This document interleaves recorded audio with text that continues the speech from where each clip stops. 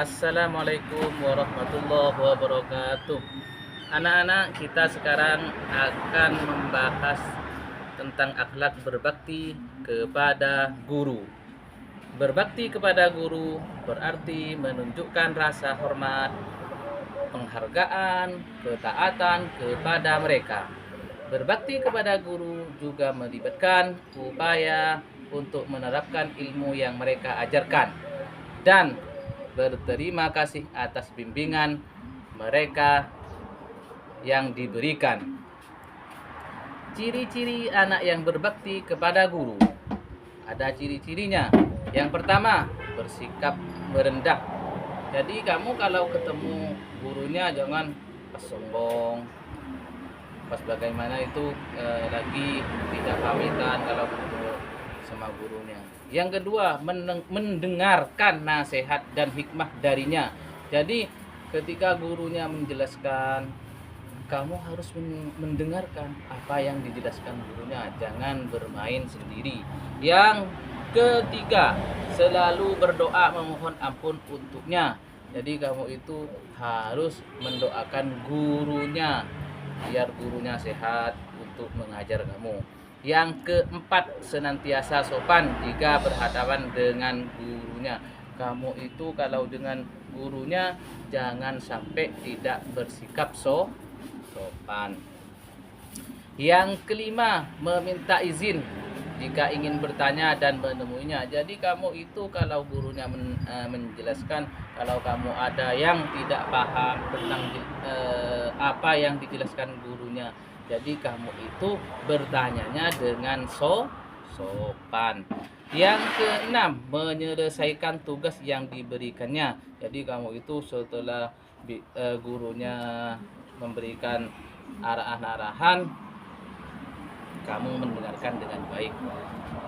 Dan seterusnya, keutamaan berbakti kepada guru. Keutamaannya bagaimana berbakti kepada guru itu? Yang pertama, memperoleh keberkahan ilmu. Jadi ilmunya kamu itu berkah, nanti bermanfaat untuk di rumah dan di lingkungan keluarga kamu. Terus setelahnya, mudah menerima pelajaran yang disampaikan oleh gurunya. Jadi kamu itu kalau taat dan berbakti kepada gurunya, kamu itu cepat menerima pelajaran yang akan disampaikan oleh gurunya. Yang seterusnya, memperoleh ilmu yang bermanfaat.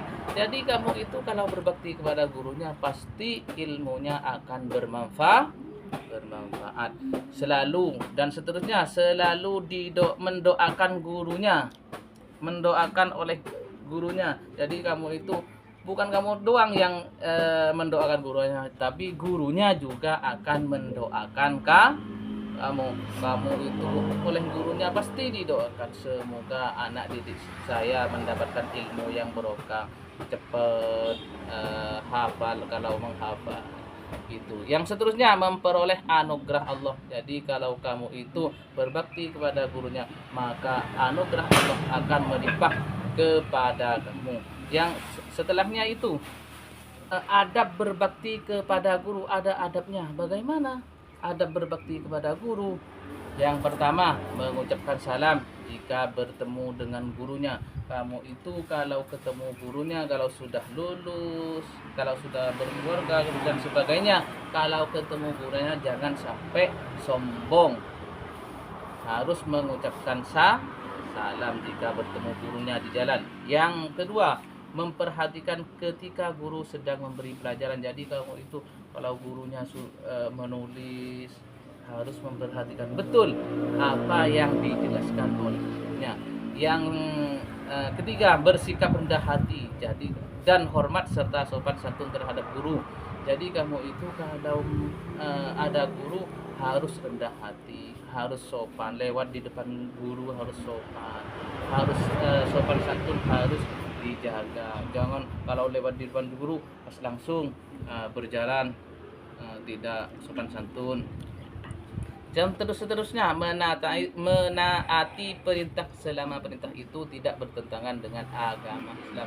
Jadi kamu itu kalau sama gurunya disuruh ke sana yang penting tidak bertentangan dengan agama Islam, itu kamu wajib mentaati perintah gurunya. Yang terakhir, senantiasa menjaga nama baik guru, tidak menceritakan aib guru. Jadi kamu itu kalau gurunya sedang mempunyai aib, jangan ceritakan kepada orang lain atau kepada siapa saja. Setelah itu, cara hormat dan patuh kepada guru ada caranya. Ada. Bagaimana caranya? Nih, ada caranya bagaimana kita itu hormat dan patuh kepada gurunya. Yang pertama, siswa harus sopan ketika duduk di hadapan gurunya. Ketika saling duduk, kita saling ngobrol dengan guru, kita harus duduk dan sopan santun kita harus dijaga.